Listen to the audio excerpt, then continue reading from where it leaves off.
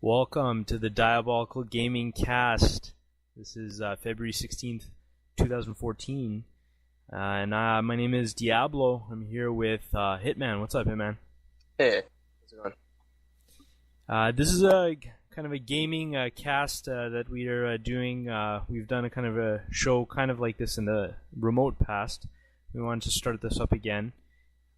Just kind of have a show to talk about games, the gaming industry, our thoughts on different games and game news, things like that. So that's kind of the purpose of it. And kind of at the same time, want to have some kind of footage from various games as we talk about them, and then post everything on YouTube for people to listen to.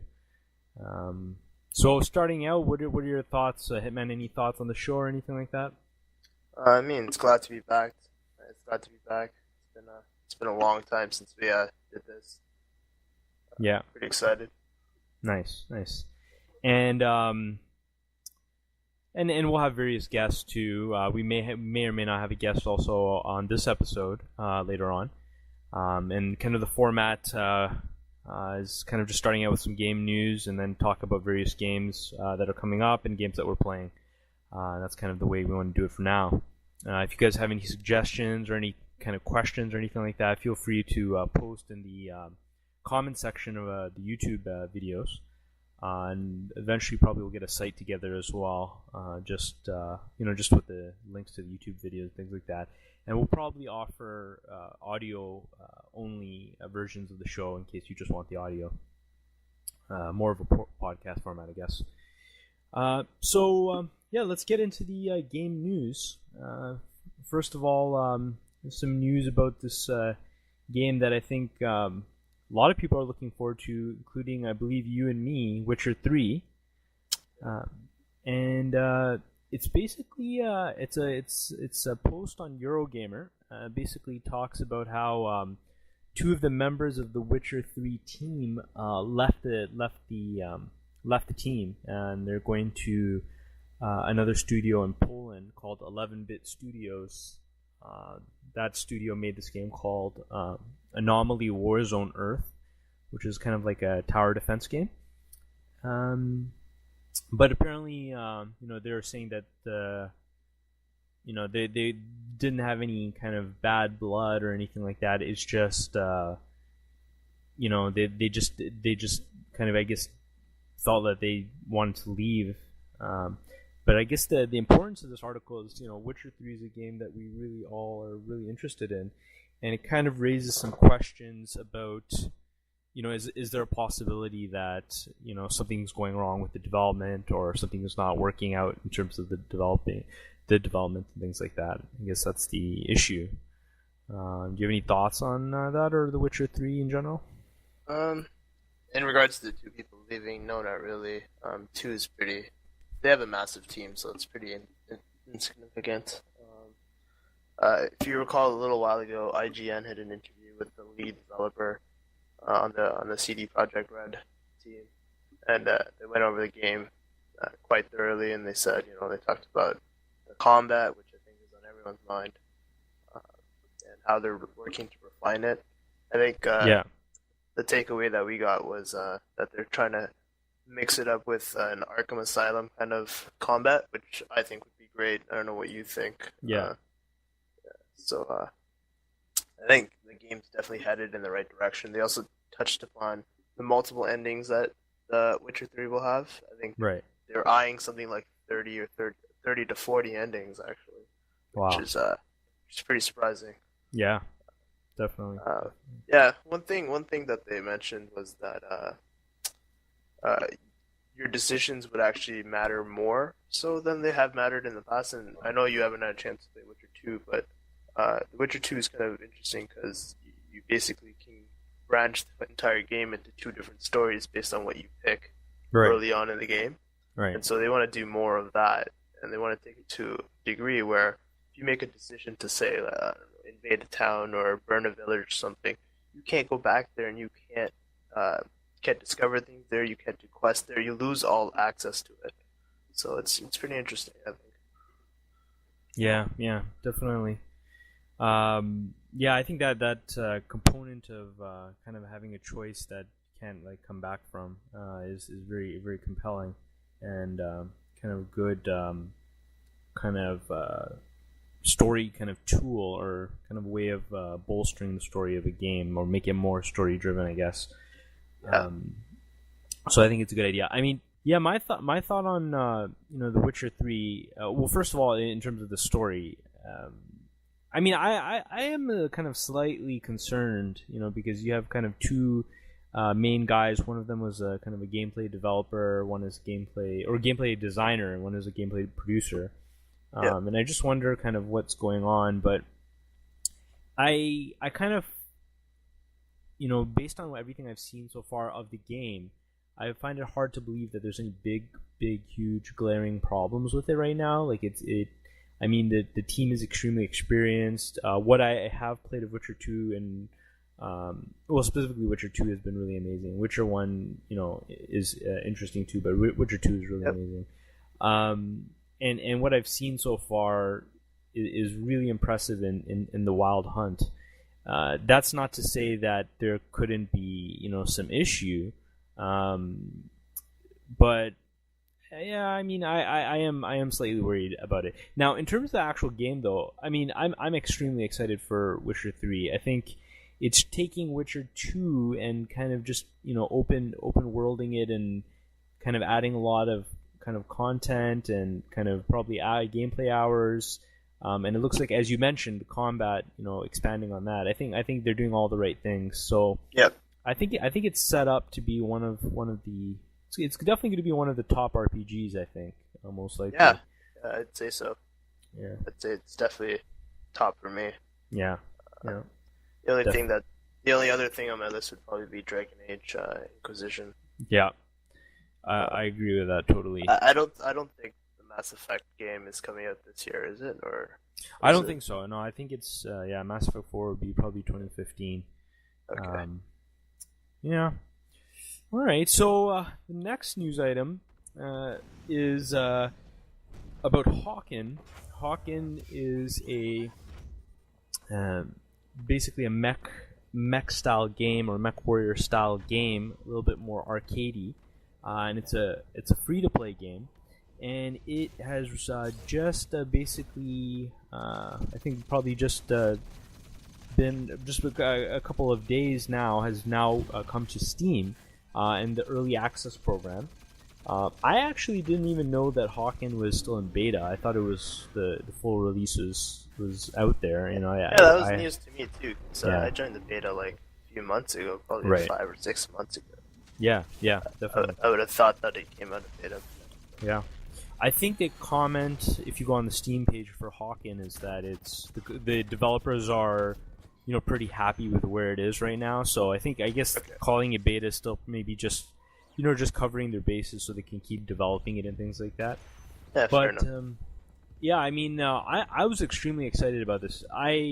When I put my new rig together and then wanted to, wanted to play Hawken, I was just kind of just hoping, and this was just probably maybe 2 days ago that I kind of got the urge to play Hawken. I was really kind of wishing it was on Steam, so just kind of more easy to download and run, and I don't have to have everything separate. And then kind of my wish was granted, because then I saw that Hawken is there. And I think the system they have is interesting. What they have is the old Hawken players are given a Steam access key, and then they put that in, and then that activates it. Now, for new players, this is my understanding. It could be wrong, and listeners can correct me if I'm wrong. But for new players, they actually can't get into the Hawken beta right now unless they buy some kind of booster pack or something like that. So the beta is only the old players, but and then obviously if you buy the booster pack, then you can get in. But the plan, I believe from what I've read, is that once it's actual fully released, then it could be free to play. So let's see. But Hawken I think is an awesome game. It's a game that is definitely a mech style game. Like you feel like you're in a mech. You have slow, huge, machines of war. But at the same time, it has an arcadey feel. So it's probably not as slow, not as methodical as like a MechWarrior or Online or something like that, which is much more, which would appeal much more to like a true, like a real. No, I shouldn't say true, but like a hardcore MechWarrior fan. This is more appealing to kind of maybe a broader audience. But to me, it gives me a really nice feel of being in a big, kind of a war machine. But at the same time, it's very easy to get into and get out of. Like, you can just jump in, play a few rounds, or you can even play longer if you want to, and then jump out. And then it's very, very smooth, very comfortable to do that.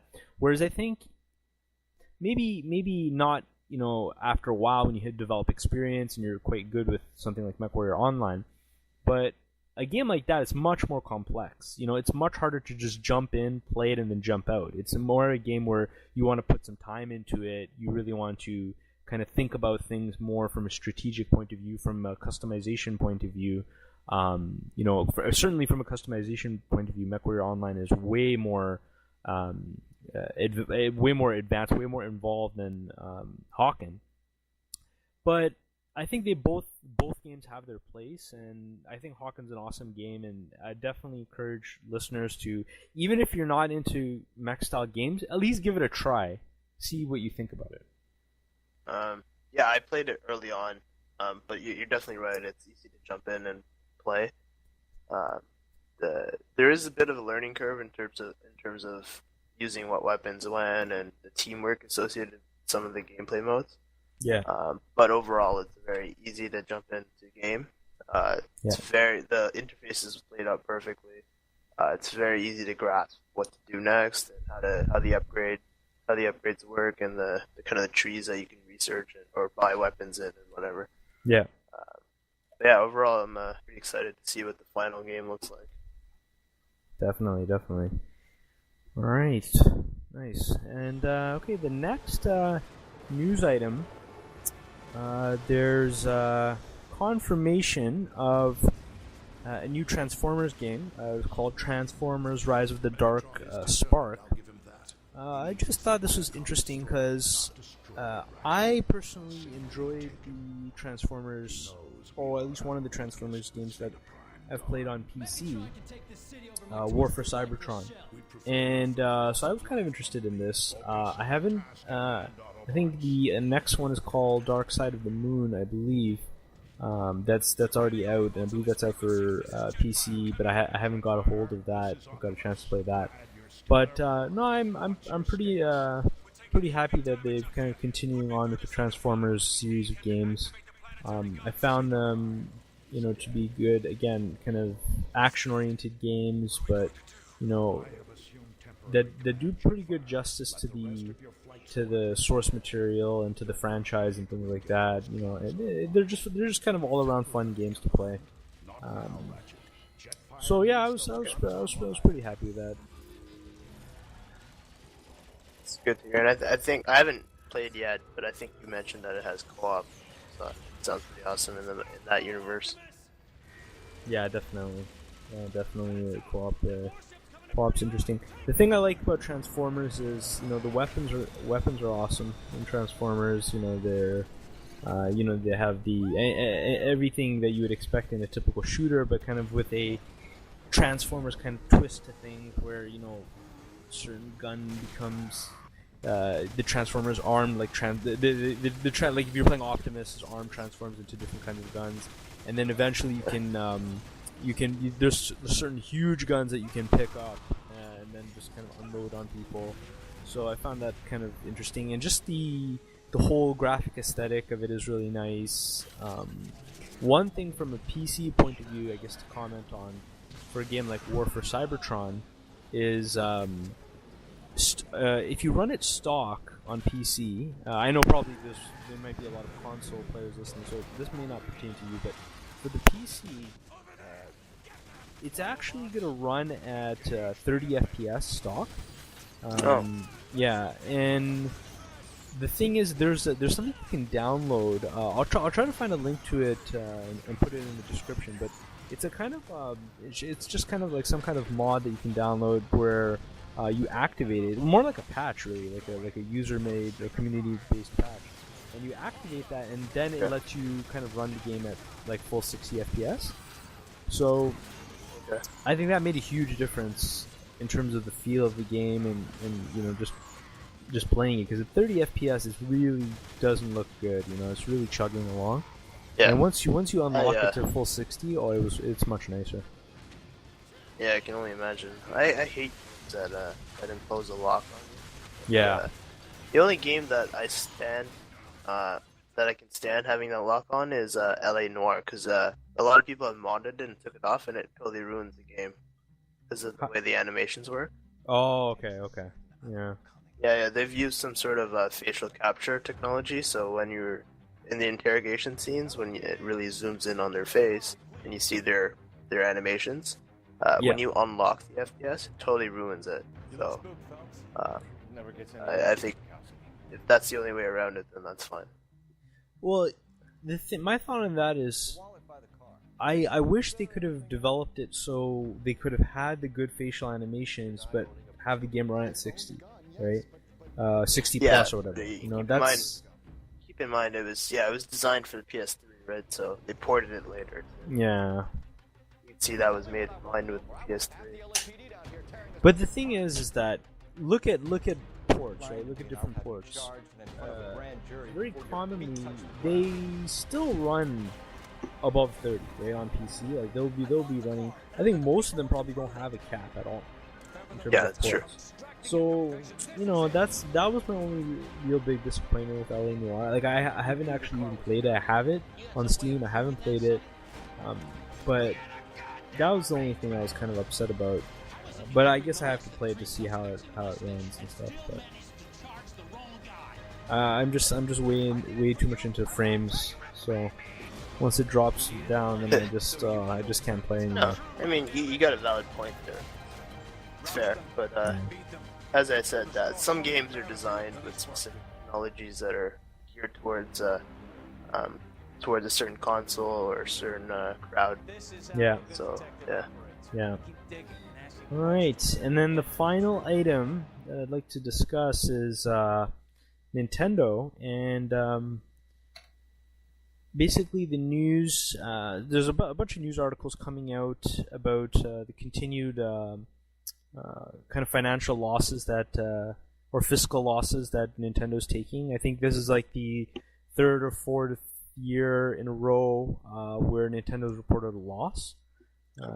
Or at least a couple of years where they kind of constantly are reporting a loss, and there's kind of been calls for Satoru Iwata to quit, the CEO of Nintendo, to kind of resign. And I think actually what happened was a number of years ago because there was also same thing, it was kind of poor overall corporate performance. He took a 50% pay cut, and then I think that just recently he's also said that he's taking another 50% pay cut because of what's happened, but he's not going to step down. Mm-hmm. I mean, I love Nintendo. I love what Nintendo produces. I love Nintendo games. I recently got a Wii U, even though primarily I play PC games, but I got a Wii U, and I love playing on the virtual Wii, on Wii U, playing older Wii games, a couple of Wii U games. I think it's a good system, but with even better, really amazing software. Stuff like Super Mario Brothers Wii U. I think it's a really awesome game. I think Super Mario 3 World looks amazing. And the reviews are incredible for it, so I'm really looking forward to playing that. Yeah. But, I mean, Nintendo is hurting. I think the 3DS sales are good, but the Wii U sales are just... it's just not performing. Yeah. No, it's horrible. I have the benefit of working in the industry where I see a lot of reports about various companies and stuff, so I was took a read at a few about Nintendo, and the consensus is that they need to start monetizing their first-party titles in terms of the ones that haven't come out for Wii U yet, like the ones that are just sitting on the side. And take the older stuff, like take some of the old Nintendo games and put it on mobile device, right? It's easy to port something to iOS or Android and start selling it for $5-10. Right. That alone, I'm sure I'd buy something for $5 that I could play on my Android phone. Yeah. Right. I'm sure you would too, right? If you could have some, maybe like the old Super Mario Brothers, the entire game, I'm sure you could pay $5 for that on your phone. Yeah. That's just content that they're sitting around, right? So. Yeah. To monetize that, and then the second point is they need to start working with third-party guys to kind of dampen the wait between exclusive first-party titles. Yeah, because the waits are so long, right? There's like a couple a year. That's a long time to wait as a gamer, right? So if they work with third-party guys to kind of bring some of the multi-platforms towards the Wii U, and so that the Wii U crowd isn't disenfranchised from the rest of the gaming community, right? I think that'll go a long way in selling Wii U units. Mm-hmm. Yeah, I mean, I think that was one of the biggest problems to me is the rate of kind of output in terms of of Nintendo's own games, right? I think that the thing with Nintendo is they make their first party games are amazing. They make incredible games, but they take a ton of time to actually produce, and that's what's hurting them. Like Wii U, with a new system, you expect, I expect a new Mario. Okay, they deliver that good, but then I also expect, a new Super Smash Brothers, a new Zelda, a new Mario Kart. Like those games should be there almost on day one, if not within probably at least the first year of the console's life, right? And they haven't done that. And they haven't done that. They would argue that they'd spend the time that they require to make quality experiences, which they have, right? There's no doubt. So I think if they just worked on getting some of the third-party guys going, so that they could have some stellar games that are AAA multi-platform games in between these huge exclusive games, I think that would solve a lot of the problem. But here's the problem. I think first of all, because their system is relatively underpowered, right? Like, obviously when it came out, it was kind of bringing it kind of up to par with PS3, 360, and then now, you have a system that is basically quite underpowered compared to the new next generation consoles. Yeah, third parties are going to be developing games with a focus on that new, up-to-date hardware in terms of the console space, and they are going to kind of leave kind of Wii U kind of in their wake. And, they're not going to give much attention to Wii U. So, I mean, the argument obviously could be made that if developers are focusing also on 360 and PS3, then get those third parties to also focus on Wii U, which is similarly powered. All it is a question of money, right? If Nintendo pays them enough, they'll start developing again for the Wii U, right? So just a question of if spending their marketing dollars in the right place. So. Right. Yeah. I think it's a fair point. I think it's an interesting solution. I think it could definitely potentially contribute. Yeah, and another thing, if you notice, like if sorry, go ahead. No, go ahead. Oh, okay. If you notice that when certain games come out, multi-platforms that come out for PlayStation and Xbox, from time to time you'll see that they have timed exclusives for one platform. Right. Like DLC might come out first on the PS3 or first on 360.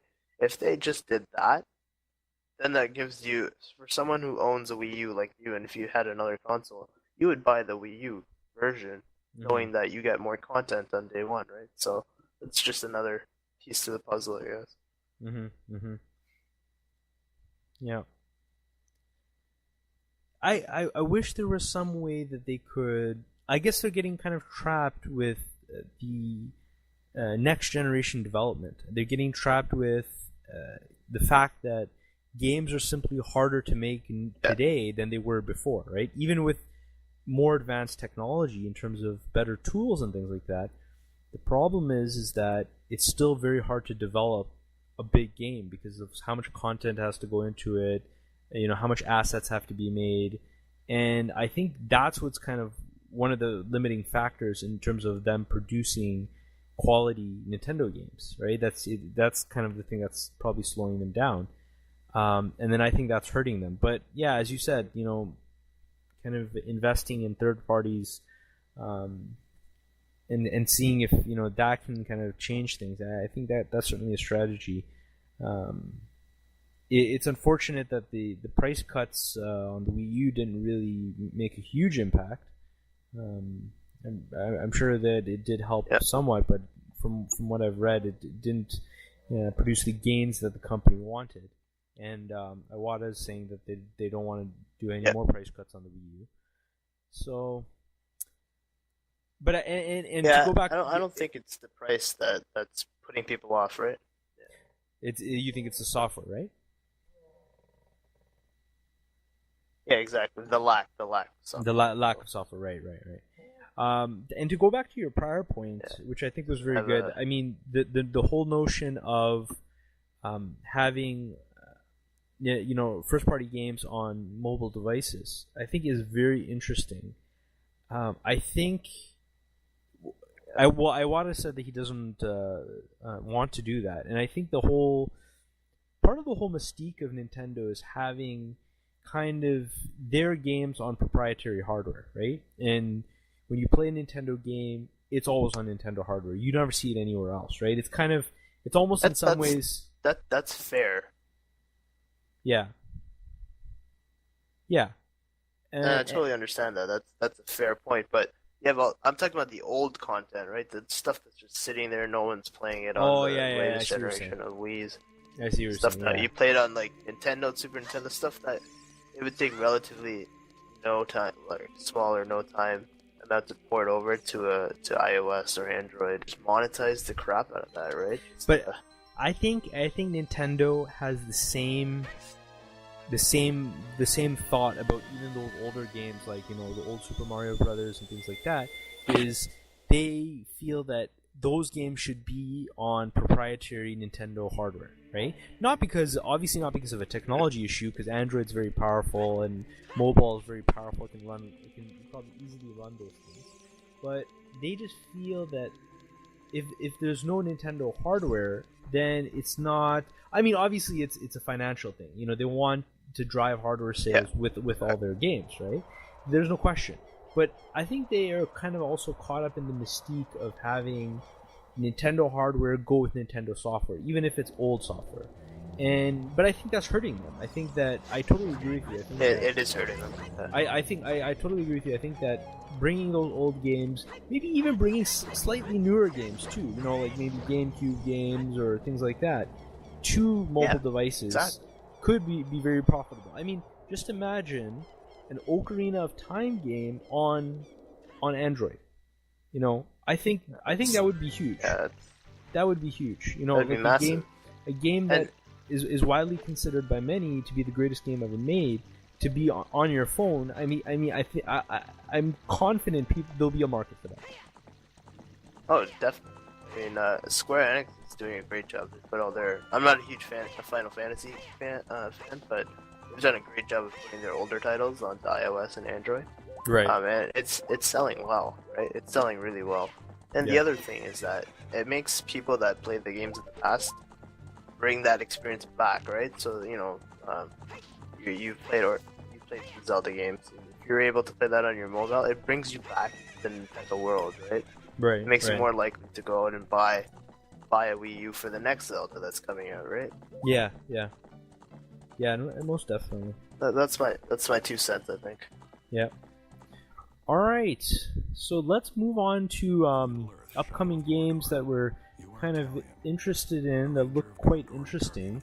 I'd like to start it off with Lord of the Rings: Shadow of Mordor.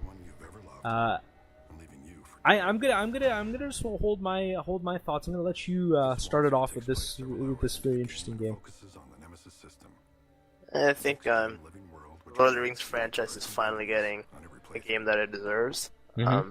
It looks, at first glance, like a nice mix of Assassin's Creed, a bit of Dishonored in the Lord of the Rings universe. Mm-hmm.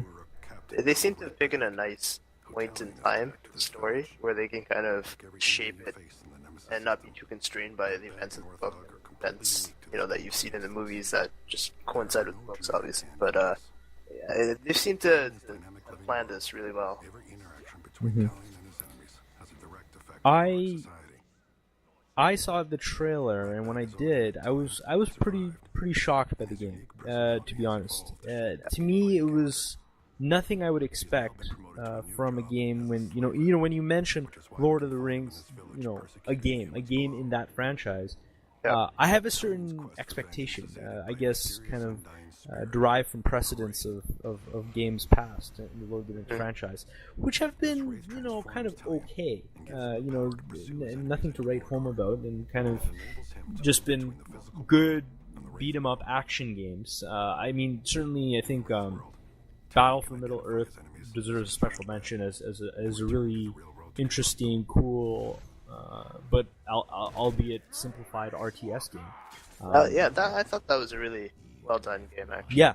As simplified as it was. Well, I think there was two of them, right? They were both. Both pretty excellent.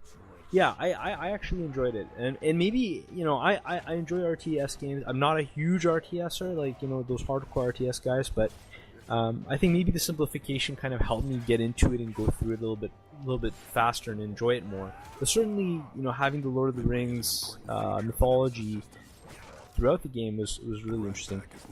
There was a couple other action games. Can't remember the names offhand, but they were kind of isometric or kind of like over the head or kind of bird's eye view games, not really on the ground, which were interesting. They were action games. But this game is really, really interesting because I think it finally brings some serious intellect and thought to a franchise that didn't have it in the past. First of all, just looking at the game and looking at the trailer, I think graphically it's doing quite well. I mean, it's not a Witcher 2, it's not a Crysis 2, Crysis 3, it's nothing like that. But it still looks quite nice, and from a stylistic art point of view, it looks quite nice. Yeah, it definitely stands on its own. Definitely. It looks pretty great. Although it's just alpha right now. Yeah. But yeah, go on.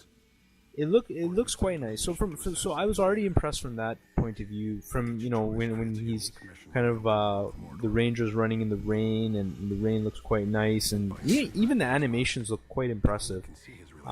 And then you get into this whole system of how how he actually has some strategy behind things, where you can send an orc that you defeated onto like a certain mission to assassinate another orc, or to kind of instill fear among other troops and kind of follow him and things like that. I mean, it's not something that we have not seen before. It's probably been done, in some other games, but it's even that I don't think I've seen it. Yeah, that's a fair point. I mean, I guess to some degree in Assassin's Creed Brotherhood, you have this notion of sending people on assassination missions, but to have the actual options where you I believe one of them was assassinate, and then another one was like intimidate or something like that, and there was a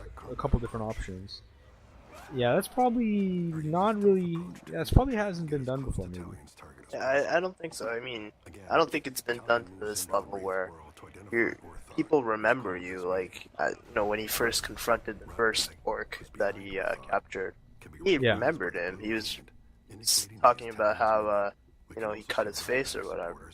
Oh, right, yeah. And so it feels like the entire AI is evolving, and as this guy progresses through the ranks, his troops now know about you. They kind of speak of you as if you were like a fragment lore or something. It's pretty unique, I think. And then the fact that you can, I think they call it the Nemesis system, where you can go up the hierarchy and see who this guy reports to, who's beneath him, who you can access through him. That I don't think it's done in any. Mm-hmm. Yeah, that system is very interesting. Yeah, I think you definitely could be right. Yeah, I haven't really seen that. At least not now. I can't think of a game that's done something like that. And I think that's a really interesting concept, a really interesting kind of further depth that's added to otherwise, what could have been very basic kind of action gameplay. It adds a whole new layer to the strategy, and just the whole thing about how the ranger is a kind of like a wraith, and you go into the wraith world and things like that, and you kind of instill fear. I mean, I think it's just such a cool concept. Yeah, I think it's awesome because especially because they chose the right point in time in Lord of the Rings story to do that. Nothing really conflicts with what's going on there. Yeah. So, I think it's. Sorry, go ahead. Oh, sorry. And I was just gonna say, and to I mean, the easy way of comparing, or to highlight kind of the things that these guys are doing with this game, is to compare it to a game like Lord of the Rings: War in the North, right? Which is a game that is basically well, basically, I think what we would expect from when people say Lord of the Rings game, it's something where it's a kind of a franchise rich experience that is kind of seems like the developers have kind of just pushed out the door, haven't put really a lot of thought into it, haven't even really gotten the basic gameplay mechanics to a very, very good level. That's what I think of right now when I think of a Lord of the Rings game. Right? So, this game it really highlights how far this game has evolved in terms of from prior Lord of the Rings games like War in the North. Yeah, I'd say that's fair. It's definitely come a long way. I think it's doing the franchise justice now. Yeah, definitely, and in a way you don't expect. Like, that's true.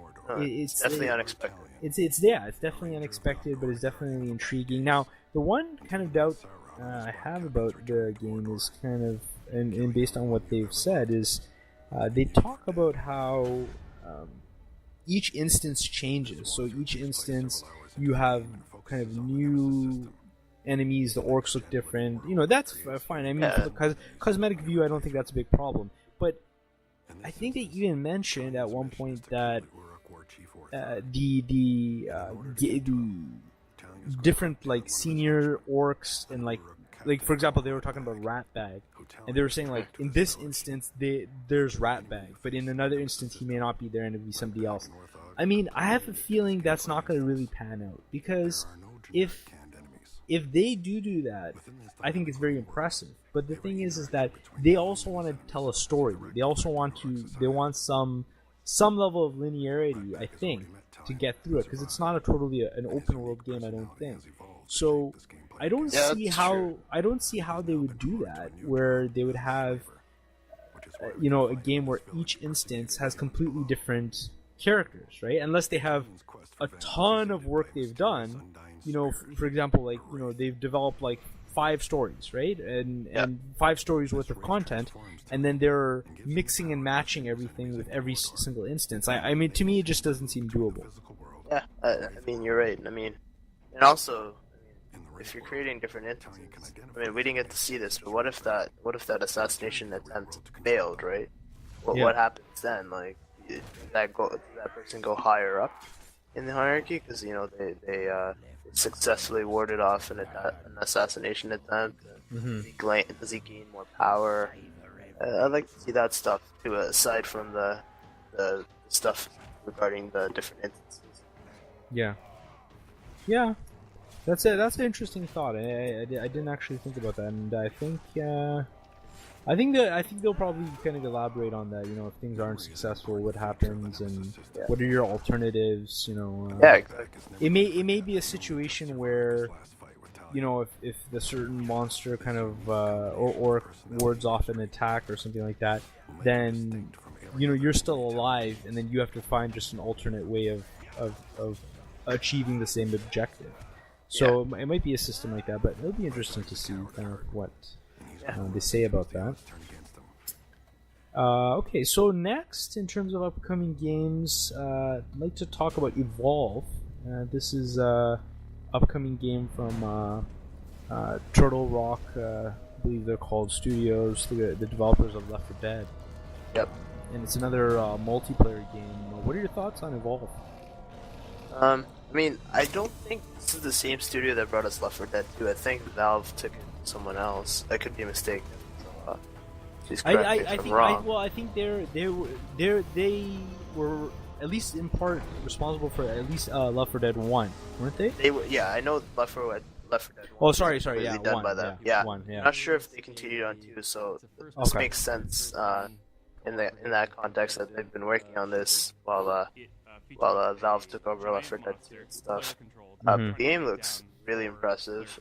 It's CryEngine, excuse me. Yeah. So it looks fantastic visually. The gameplay is definitely unique, I think, where it's 4 against 1. But from what I saw, the short footage, it seems like it can get pretty exhausting quickly. It seems pretty repetitive, but I could be wrong. They said every level's different, so there's a different type of monster that would be on each level. The way it kind of worked in the video was that there's 4 different classes of humans, and there was one monster, and the monster was given a second head start. And the monster's job was to basically evade until he gained enough power to take on the humans head on. And the humans basically were tasked with finding the monster as quickly as possible and taking him out earlier as opposed to later because he becomes too powerful or becomes increasingly powerful. So it's definitely, I think it's definitely unique. Turtle Rock, I think it's actually revolutionized the co-op world. Left 4 Dead, I don't think there was a single good co-op experience until Left 4 Dead, or as good. I think that everyone's been caught up, I think, with zombie co-op stuff, where they've taken it to a whole new level there. Yeah, I think Left 4 Dead was an awesome game, definitely. Yeah, I mean, still is an awesome game. And as you mentioned, a great co-op game. I mean, personally, I feel that Killing Floor is kind of a step ahead of both games. I think even originally, I think in the survival zombie context, yeah, you're right. But I think the seamless kind of gameplay that Left 4 Dead brought in, like as in drop in, drop out, keep going without all 3 other events. You can just keep going on your own, or you can join at any point in the game. Yeah, I don't think we've seen that done as well at that point in time. Yeah, I think that's a fair point. I think that's fair. I think it was as you mentioned, very seamless. It was still had a story driven kind of feel to it, even though obviously it wasn't heavy on story, and very good production values overall. With the aging Source engine, it was still looked great. Still, it felt good. Gameplay felt good. Weapons felt good. I personally kind of got a bit tired of the weapons. Kind of just the fact that they're kind of not a huge variety. And I think that's what appealed to me about Killing Floor is, even though it doesn't have that kind of story-driven, objective-driven feel, it had the variety of weapons that made gameplay very fun, very interesting. There was more strategy involved. That's true. And I think yeah. Sorry? No, I think you're definitely right with Killing Floor strategy. It definitely emphasizes teamwork more. I think if, on harder difficulties, you're forced to cooperate with everyone else there because of the lack of resources. Whereas Left 4 Dead 2 and Left 4 Dead 1, if you're pretty good at the game, you could pretty much handle yourself unless you're on the hardest difficulty. Right. Yeah. So, but anyway, getting back to Evolve. So I definitely agree with what you said about it being very interesting, but at the same time potentially repetitive. I mean, I think that's a very valid point. Obviously, we can't really say confidently one way or the other until we play it, but just from looking at it, it seems like the concept behind it may have very large intrinsic limitation.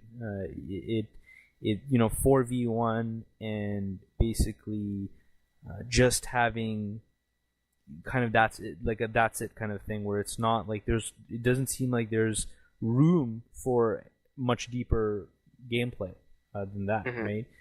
One monster, and then 4 different classes. You have one. I think one guy is like basically the assault guy, kind of goes in, guns blazing, and able to actually fight the monster. And then another is the trapper that kind of tracks and traps the dinosaur. And then you have a medic that heals the team. And then there's a 4th. Do you remember the 4th? I'm not sure what the 4th. No, I can't remember. Let me see if I can pull that up. But yeah, so that was. I mean, I think definitely interesting to bring in different classes, which obviously has been done a lot. But I think like the idea of having like a trapper, for example, that throws up a force field that the monster runs into. I mean, I think that's a cool concept. And I think that the whole concept of the evolution itself, where the player controlled monster itself evolves, I think is very interesting. It actually reminded me of, believe it or not, Unreal Tournament 3, because in Unreal Tournament 3, the newer patches, like the Black Edition patches, they brought a similar game mode where you could kind of evolve into like a big monster and then get enough kills and then evolve into like a bigger monster. So it kind of reminded me of that. Maybe that was some kind of inspiration for the gameplay, or the idea of the evolving monster. And it also actually reminded me of a dinosaur game called Primal. I believe it's called Primal Carnage. Where it's kind of just dinosaurs versus humans, and you kind of just have, in the same way that you have a monster, you have just this big dinosaurs that are attacking. But Primal Carnage is seems much more simplistic than this game. It doesn't have all the strategy and things like that.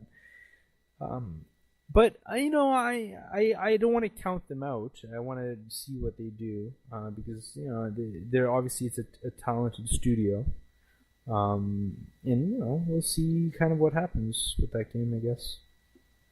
I think maybe what are your thoughts on them choosing CryEngine 3 for their game? It's you don't see many games picking CryEngine 3. I think they're definitely giving. I mean, I don't know how it's going to play out on the console end, but it's definitely not going to be pretty. You're going to see, probably reduced resolution and frame rate. I'd expect somewhere in the range of 900p for the PlayStation 4 and probably 720p for the Xbox One at 30 FPS. So I don't think the consoles have swayed their decision, which is good. And Left 4 Dead 1 wasn't also console centric, so I think their main focus is the PC, which is always nice to see. Oh, and just to add, the 4th class there is a support class. Support class. Okay. Yeah, and he has a shield gun.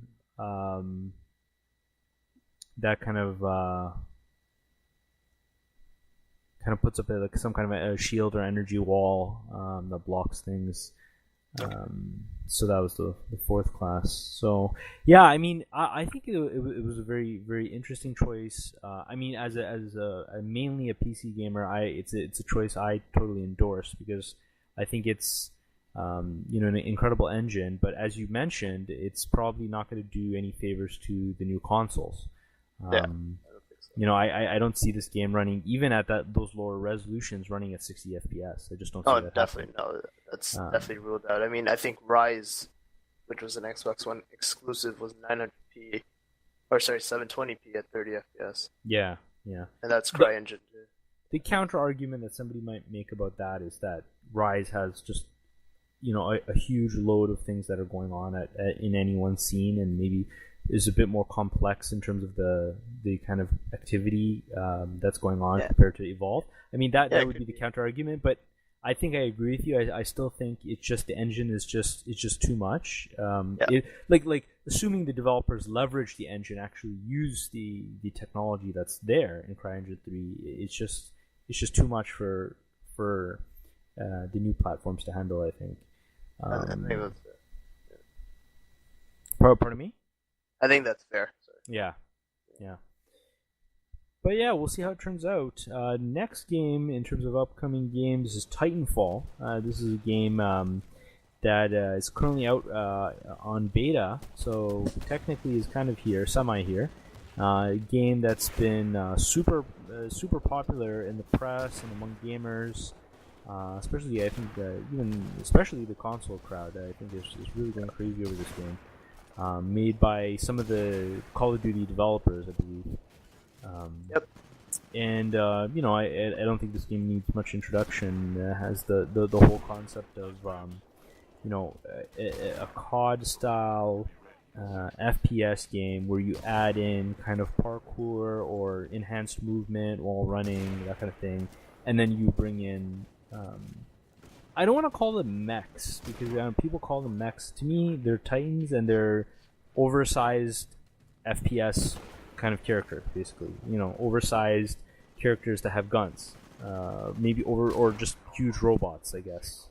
But to me, in terms of the movement and the way their weapons work, they don't really feel like true mechs.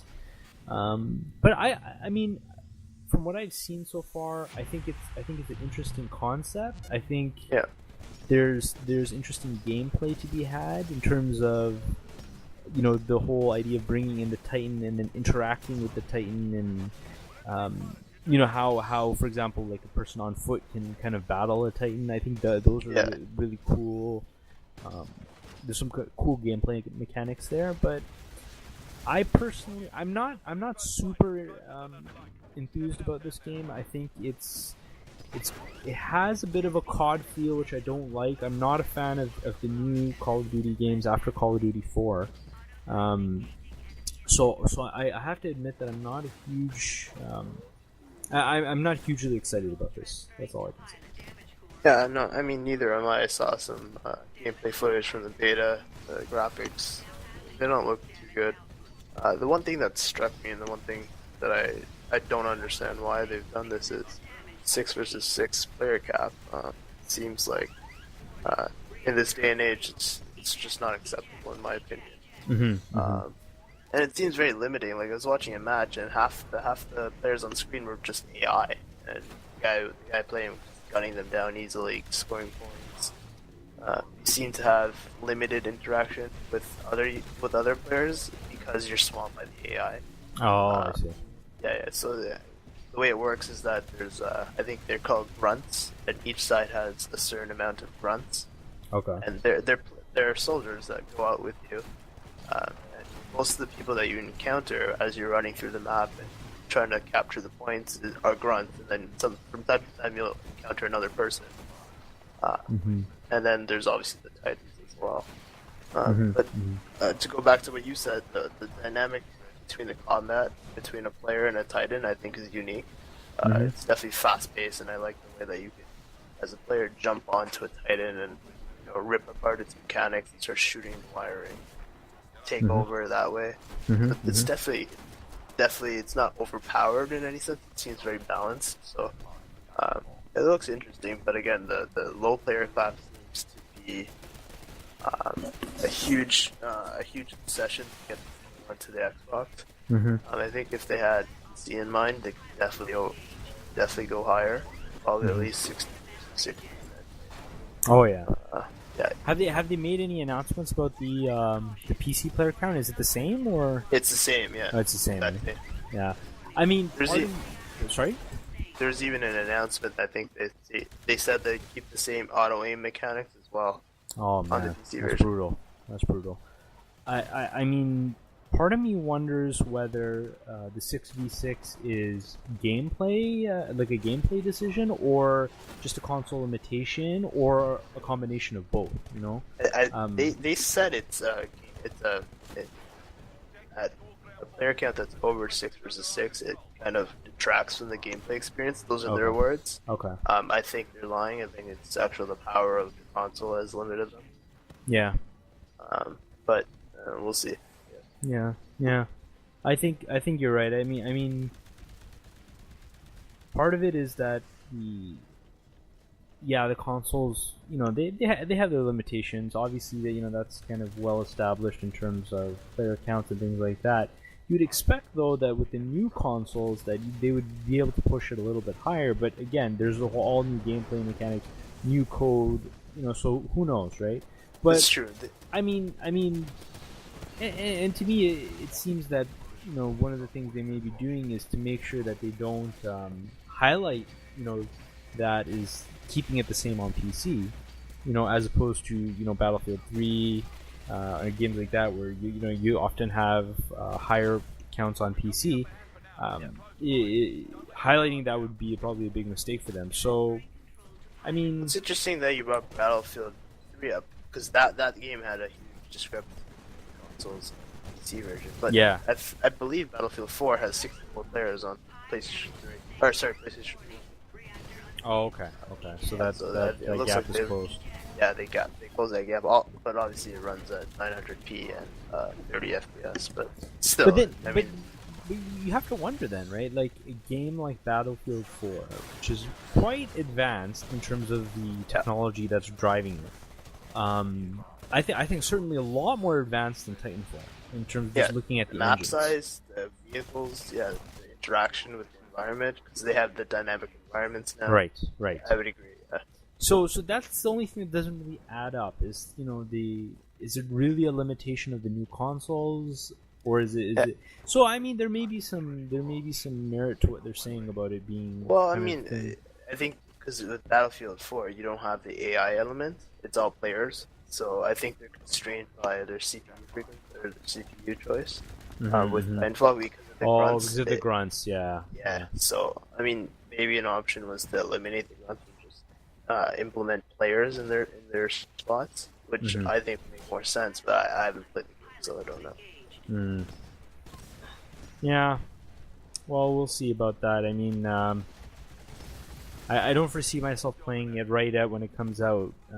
Probably wait on it a bit. Either. Let it simmer a bit in terms of the patching and the price and all that kind of thing. So we'll see. But I'm sure there's going to be a huge console following. It'll be interesting actually to see how many of the Call of Duty console players will be pulled away from that and get on Titanfall. I think a lot.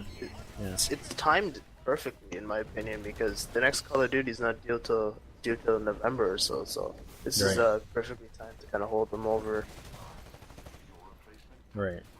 Yeah.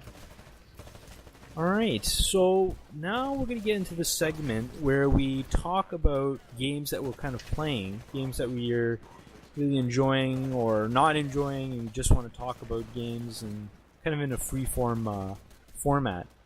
So I'm going to open it up to hand it over to you first. Sure. Man, what games have you been playing? What games are you interested in? Yeah, I'll start off. I'll move to what I'm playing on my PlayStation. On the PC, I've been playing Tomb Raider, which the newest version, obviously, which I actually am pleasantly surprised. It's quite excellent. It reminds me a lot of Uncharted on the PlayStation 3. I don't think you've had a chance to play that, but it's a platformer, third-person shooter game, action adventure. Very well done scripting. I think a lot of that carries forward into Tomb Raider. The dialogue is excellent. The voice acting is really great. Animations in the cutscenes and the gameplay are excellent. The graphics are really great. I think Square Enix really hit it on the nail here. Comparing this game to the new Hitman Absolution, which I'm playing right now as well. It's a lot better, I'd say. A lot better. I'm pretty disappointed with Absolution so far. Played probably half of the game, I think. and I don't think it lives up to Blood Money or Contracts. But back to Tomb Raider, the gunplay it's not great, but Tomb Raider never focused on gunplay, so I'll forgive it there. The platforming and sort of the puzzles don't seem too hard so far. Okay. Which I think they might have dumbed it down or so. They seem very simple in nature. It's like shoot this or jump at the right time. Okay. I wish they had more intricate puzzles and more tombs to explore. Right. So far, it's been mostly story driven, which is nice. But I like the old Tomb Raiders where you could randomly go explore and find a tomb somewhere, and then explore the tomb and raid the tomb. But so far so good. I'm really impressed with this latest Tomb Raider. And then back to Hitman Absolution. That I played through half the game. So far, I'm struck by the total lack of assassination missions. It seems to be a lot of missions are just go from point A to point B without being detected. So I'm pretty disappointed in that front. And on the PlayStation, I've been playing Last of Us. Okay. Which I just started, barely a level in, but the opening scene, wow, that was really phenomenal. The way it was done, the emotion, just the voice acting, and then as you play, once you pass the cutscenes, there's the constant dialogue between the characters as you're like walking, you start engaging in conversation, natural conversation. Like they'll talk about stuff that you see on screen. Oh, they'll be like, "Oh, look at that! You know, that's moved since we last saw it." It just seems very natural and very organic, which I don't think I've seen in many games. So I'm really excited to play more of that game. Nice. With Tomb Raider, just looking at the trailers, the various videos, I was definitely impressed with the graphics. So they look quite good, and then the other thing is just the whole art design and the fact that Lara is kind of it's a kind of a reinvented Lara. I thought it was very interesting. Yeah, it's definitely it's a reboot. Yeah, but it's kind of like grittier, more realistic, which I think is interesting. It's full gore. It's definitely not. It's definitely not like the older games, I guess, which were less gore. I mean, I think they still had gore, but I don't think this level. For example, if you fall in the wrong place while you're jumping, there's one point where I got severed by a branch and it went right through my neck. Oh yeah. It's pretty gory. I think that was a classic scene they always play on various shows, like even like on Conan. I think they had that. Conan O'Brien. They had that. Scene, They had the branch that goes through. Yeah. So yeah, I think Tomb Raider is interesting. I personally am playing it just because I'm not huge into Tomb Raider in general, and I have there's other action games I play, but I certainly think they're interesting, kind of cool games. I'm kind of interested more in that. I think it's called Guardian of Light, the oblique version or oblique Tomb Raider game. I think that game. I played a little bit of that. I think that game's kind of interesting, but I think Tomb Raider they've done a good job with that game, and I think from what I've seen of it, it seems pretty cool. Now you mentioned Hitman. Again, I think you have me beat here in terms of gameplay hours. I've only played it a bit. But from what I've played, it does seem it doesn't seem to be, as you mentioned, at the same level of gameplay quality as prior games. It seems more almost restricted in its design. It seems like they funnel you, in certain pathways quite a bit, and it just seems like there's more emphasis on. I don't know. Maybe it's just because my skill. I think you're absolutely right. It's definitely more story driven. That's what it is, right? It's Story, okay. kind of you're pulled through a story. Okay. For whatever reason, you're pulled through it, and a lot of the missions have to do with getting from point A to B because you're trying to get to a pivotal place in the story. So that's definitely a departure from what we've seen in past games where there was a story, but it was kind of pieced together by the assassination. Right. But here it's kind of you get assassinations on the fly, as you would, as you're progressing through areas, moving from place to place, things come up. So that in that sense, it's pretty cool. But I don't think it's executed in the right way. What do you think is kind of the limitation then? Is it like a gameplay? Something in the gameplay that? Well, I mean, I assume obviously it's a gameplay issue because graphically it looked fine. I think graphically, I mean, it looks pretty good. The colors look a bit washed out in my opinion, but just the palette style, I guess. Okay. But overall, it looks. I think. I mean, I don't know. The gunplay feels way off. Okay. I don't know why. I don't know if you had a chance to play with the gun at all, but it definitely does not feel as satisfying as it did in Contracts or in Blood Money. That being said, you don't use the guns too much if you're aiming for Silent Assassin. Right. Maybe they're trying to downplay the emphasis on gun. Okay. But I mean, it's always fun to go back to the level and just shoot it up. Yeah, definitely. Yeah, I mean that was still present in the prior games where, you can kind of go for the highest ranking like Silent Assassin, things like that, without, and by doing that you kind of had to not use any weapons and not use any guns.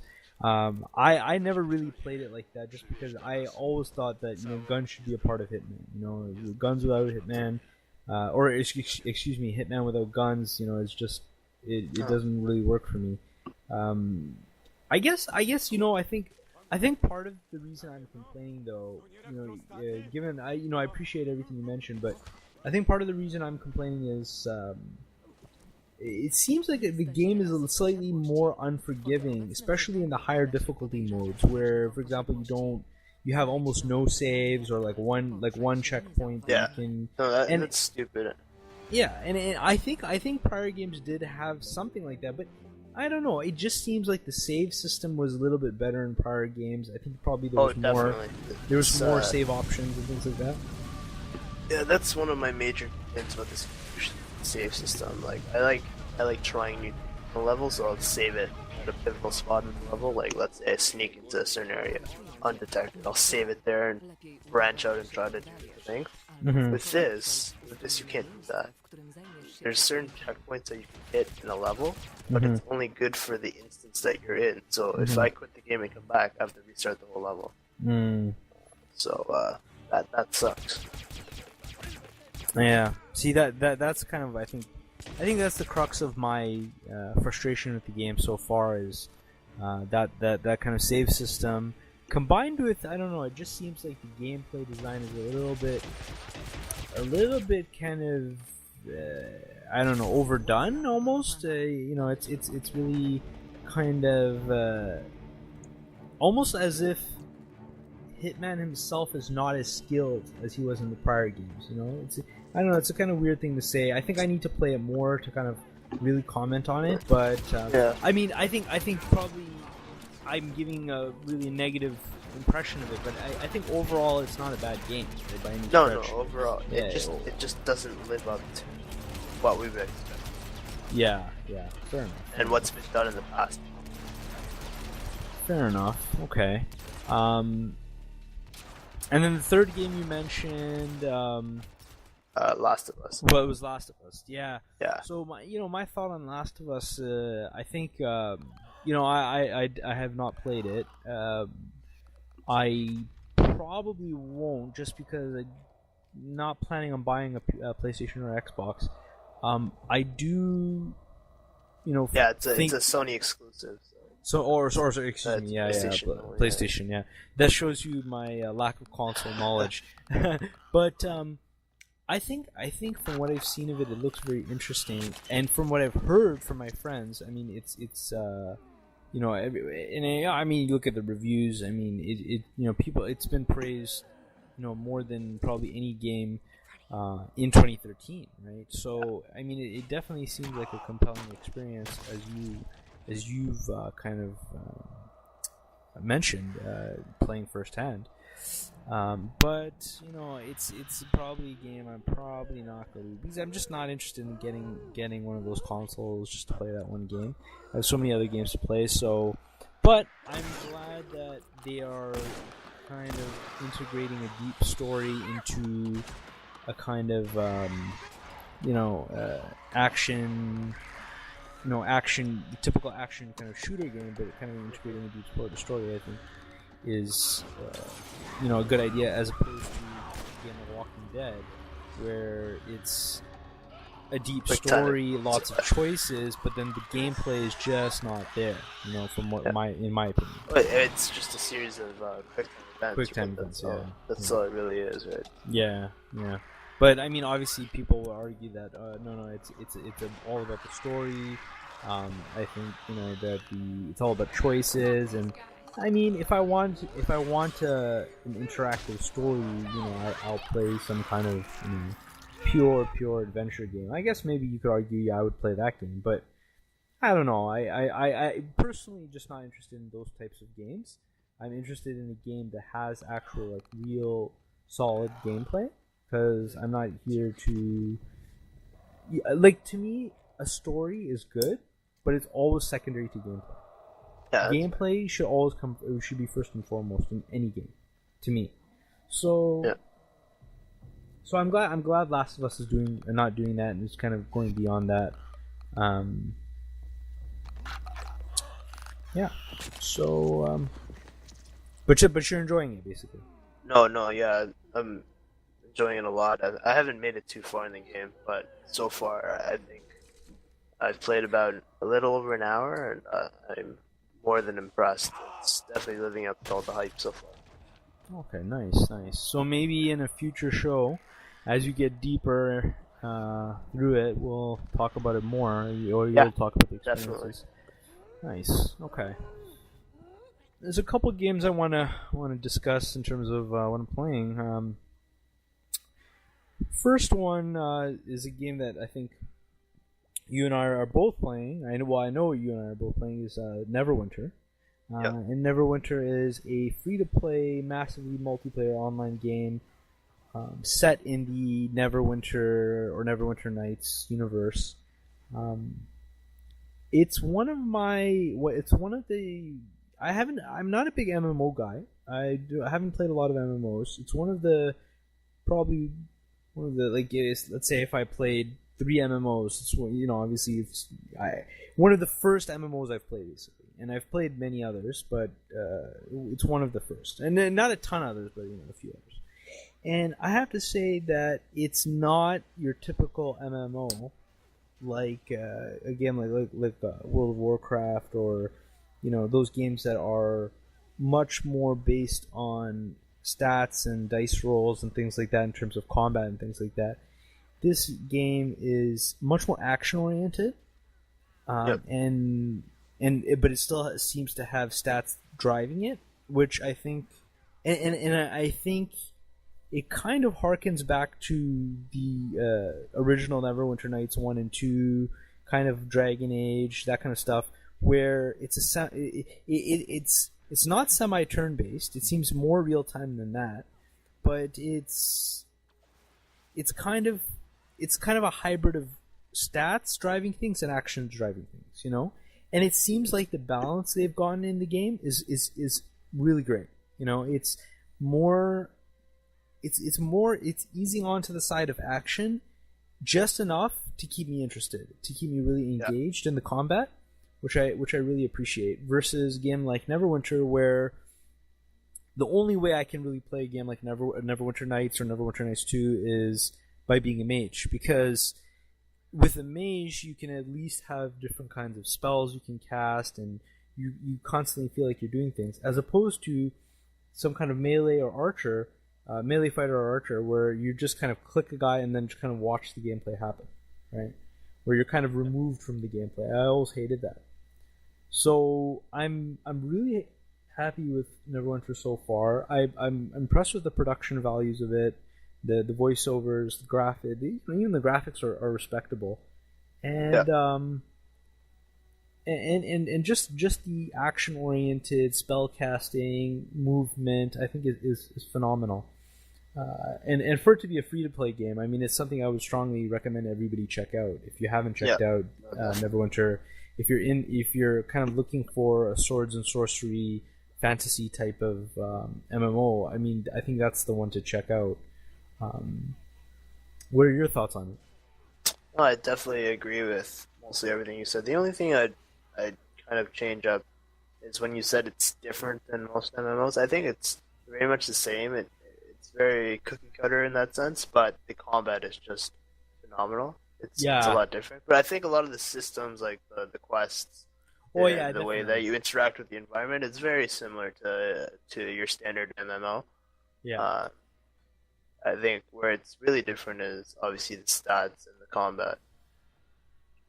Yeah, I agree. I think that's really I totally agree with that. Like, yeah, in all respects, it has a similar feel to a lot of MMOs, but the combat is what really differentiates it. And I think to me that's the most important fundamental thing, even in an MMO. I mean, you could argue that the social factor is extremely important as well, but to me, gameplay, combat, that's the most important thing, and I think it differentiates itself quite well. I mean, one way of really highlighting that is the fact that in our co-op games, how into the combat we were. We were so engaged in it. That's true. We were constantly commenting back and forth, and we kind of, hit this huge spell. They have these kind of in-game daily use spells where you can only use a spell once in an in-game day. And then one of them that you start off with, if you pick the kind of the mage class, is a spell where huge shards of ice shoot out of the ground and just knocks all the enemies back that are around you. And it's just such an awesome moment when that happens. It's just like, it's kind of like it makes you kind of feel so powerful, Yeah. Which I think games that do that.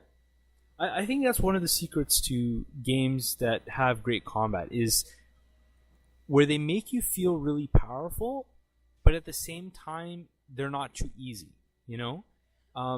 So you kind of have a dynamic where you feel like you're in control. You're really interacting with the world. You're really engaged in the gameplay, but at the same time, it's not a situation where you're mowing down enemies and it's just so easy. And I think initially it was pretty easy from speaking from our co-op experience and we played together. But I think later on there was a couple bosses we encountered where it was a bit of a fight, and it feels like we're quite early, and it feels like it's going to get a lot harder, I think. Yeah, no, the difficulty definitely stepped up once we hit, I think, level 10 or so.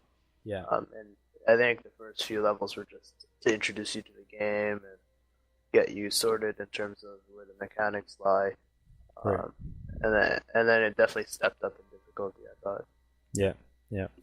And one of the games to highlight, the point I mentioned about having combat that makes you feel powerful but is still challenging is the Batman games, and games like Arkham Asylum, Arkham City.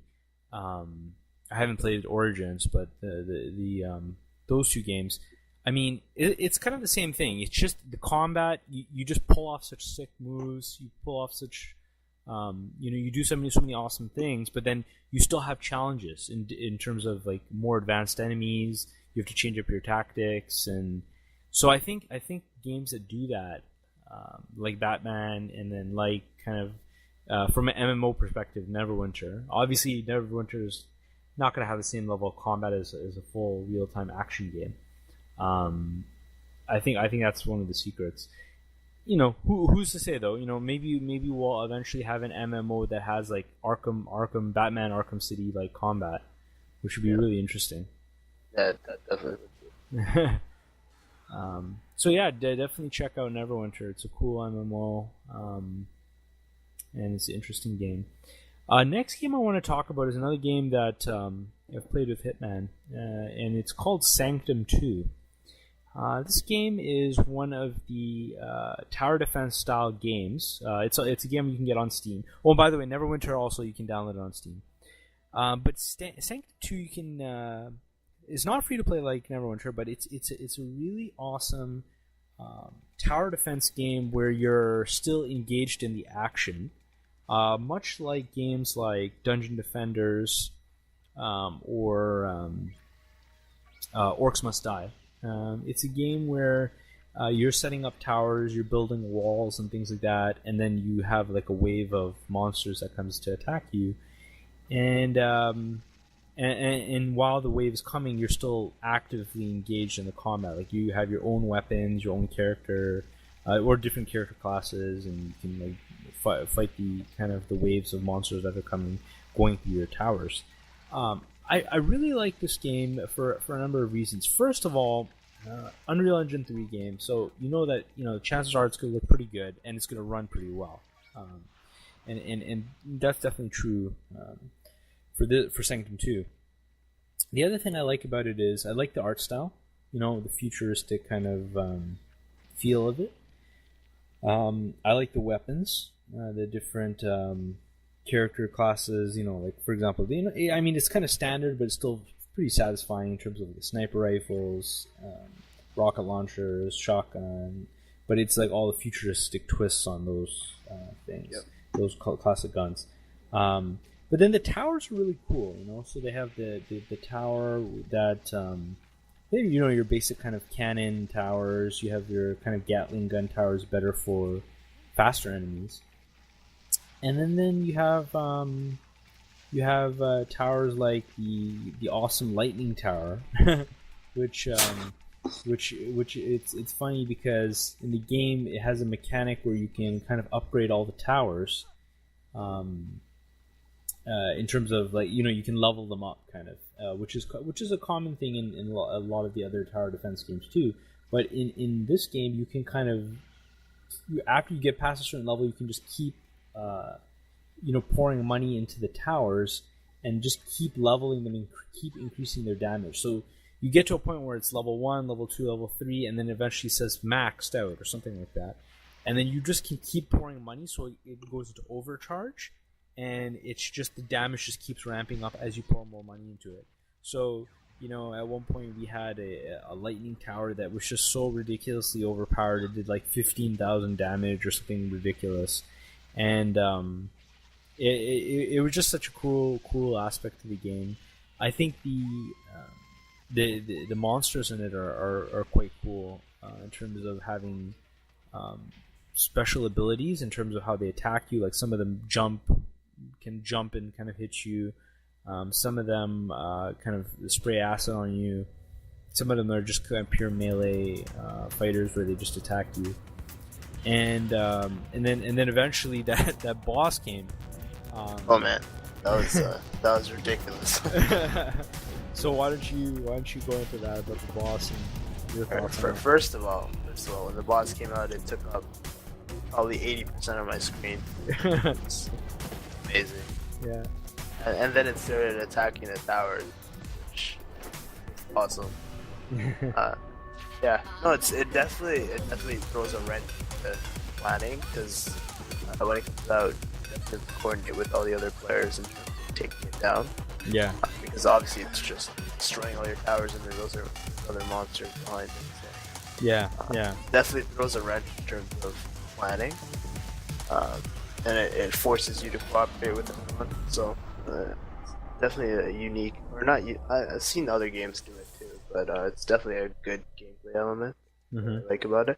And it doesn't always happen. It happens on certain levels, so you never know if it's going to happen in the map that you're on. So you always have to keep that in the back of your mind as you're playing. Yeah, I mean, one thing that I really like about it is that you can share resources easily. Like if I trust you to put all the towers down, I can just give you all my points and my tower points, and you can go ahead and set those up while I do something else, which I think is good. I would ask you, how would you compare this game to Dungeon Defenders? Because that's very similar Yeah. In its concept, but obviously there's different gameplay elements. But yeah, how would you compare it overall? Well, yeah, it's interesting because the three games that are in this category that I mentioned, so Dungeon Defenders, Sanctum, and Orcs Must Die. I mean, these are three games that I've played that are very similar gameplay styles, and to me they all seem to be on the same spectrum, but each one's at a different position. So Orcs Must Die is the most streamlined, simplistic version of this tower defense, where you're still actively engaged and actually fighting the enemies physically, rather than just only placing towers or traps in the case of Orcs Must Die. It's the most streamlined, simplistic, whereas Dungeon Defenders is the most, I think, advanced. It has the most kind of upgrading. It has things where you can upgrade your character. You can kind of have different. It almost has RPG-esque elements in it, where you can have like actually armor for your character and like weapon power-ups and stuff like that for your character. And then the placement of the towers is much more dynamic. It's not a situation where in Sanctum it's kind of fixed. Like you're on a kind of a grid system, and you can technically place your towers anywhere, but it's kind of in a grid fashion, right? It's not like you can place it like literally anywhere. It's like usually they have to line up to a kind of a grid kind of thing, or square or whatever pattern.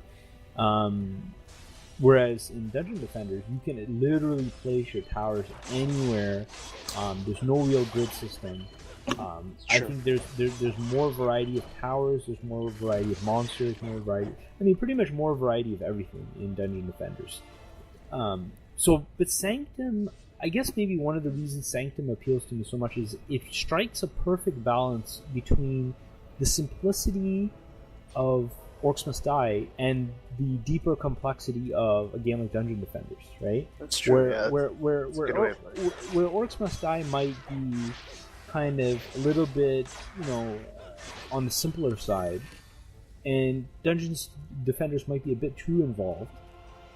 And Sanctum has found some kind of happy medium, where it's kind of getting the best of both worlds. So I think that's where I think those are the main differences. Having said that, I strongly recommend all three of these games to everybody who's listening. I think all three games have their merits. All three games have audiences that will enjoy them, and I enjoy all three. I haven't played Dungeon Defenders in a while, but I'm really looking forward to eventually getting back into it. So yeah, I guess that's my take on it. What are your thoughts on the tower defense games and things like that? Yeah, I'm a huge fan of tower defense. Mm-hmm. I think I got introduced to the genre through StarCraft. And Warcraft. Yeah, that's where I really got into tower defense, because a lot of the custom matches did those. Oh, okay. Yeah, and that's how we got into it. But yeah, I think Dungeon Defenders was my first real entry into this kind of tower defense, where it's right. a mix of third person and actual tower defense. Yeah. And then Orcs Must Die I played after, which I loved, and Orcs Must Die 2, which was even better in my opinion, was great. And it's just a great way of simplifying it, and then putting a little bit of a story and adding co-op, which was great. And then Sanctum, you're right. I think it's enough complexity from Dungeon Defenders with the simplicity of Orcs Must Die. Yeah. All right. The next game I want to get into is a game called Warframe. This game, I specifically want to talk about this game because I think it's a game that many people may not have heard of or may not have actually got into, but it's a game that's free to play. So which is why which is what I think is interesting about it. Warframe is it's a game made by Digital Extreme, so the guys that worked on a lot of the old Unreal Engine kind of stuff. And what's cool about it is it's first of all it's Unreal Engine 3. I think it's a late version of Unreal Engine 3, so it looks great, runs great. Yeah.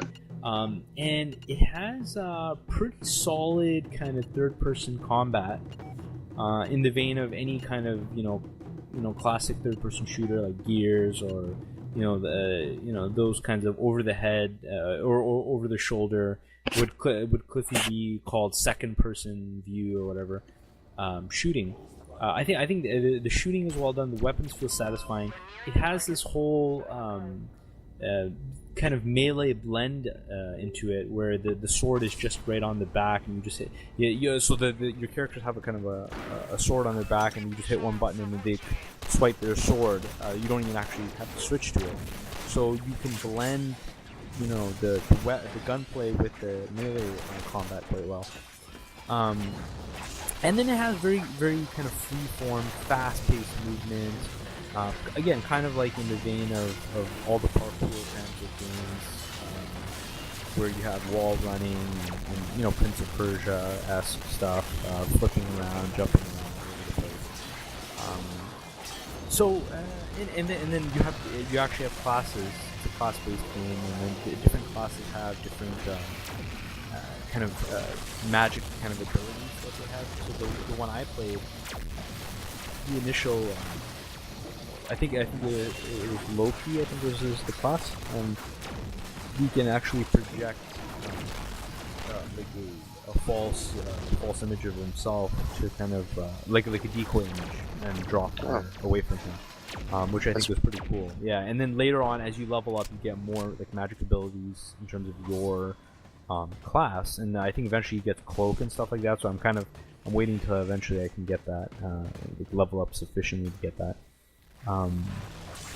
And it's just a game where it's not a game that's really groundbreaking or anything like that. But I mean, it's a free-to-play game. You can jump in, you can play a mission. It's mission-based. It's drop in, drop out kind of co-op. You can jump in, have a good time. Looks very nice, and then kind of jump out. It's one of those kinds of games. So I think it's another game that I would recommend people at least give it a shot because it's free to play. Would I pay for it? I don't know if I would pay a huge amount for it if I had to play. I mean, I think I need to definitely play it more to really get a feel for it. I mean, one of my concerns, and I think you mentioned this too when you talked off of the show, is the missions themselves. So far, the missions I've played have been, kind of similar. I haven't had huge any deviations where it's kind of just, get to this point, hack this console, defeat these enemies, then get to this next point, pick up this one item, get to the next point. Like, that's kind of the mission structure. And it does feel kind of repetitive. But again, there's a lot more game for me to play, and who knows, it may change more as it goes on. I know you played one of the earlier versions of it. What were your thoughts when you played it?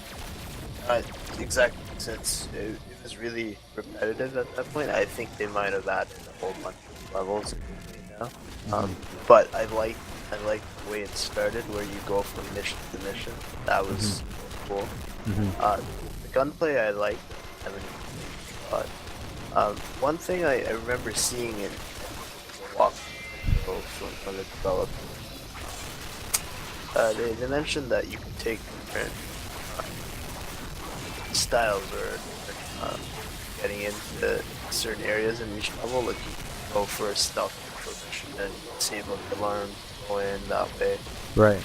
I didn't see any of that when I was playing. I thought everyone could have just been because of the people I was playing with, but there was no real set stealth element, I guess.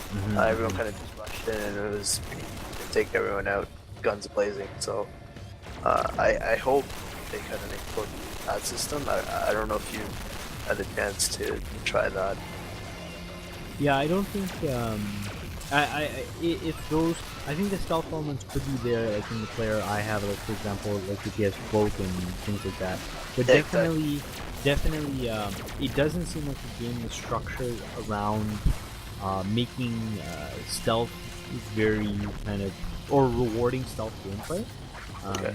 You know, it's a game where, and even if it were, it seems like a game where you would really have to coordinate with your team to make sure you're all on the same page and that you want to do a stealth approach, right? As opposed to like it seems like a game, because of the high movement speed, the parkour kind of movement. It's a game where you really have to fight the temptation to not just blast through everything. Okay, that's fair. I think, it's fair, but I mean, I would like the alternative in case, let's say, there's just an unreasonable amount of guards between you and the point that you get to.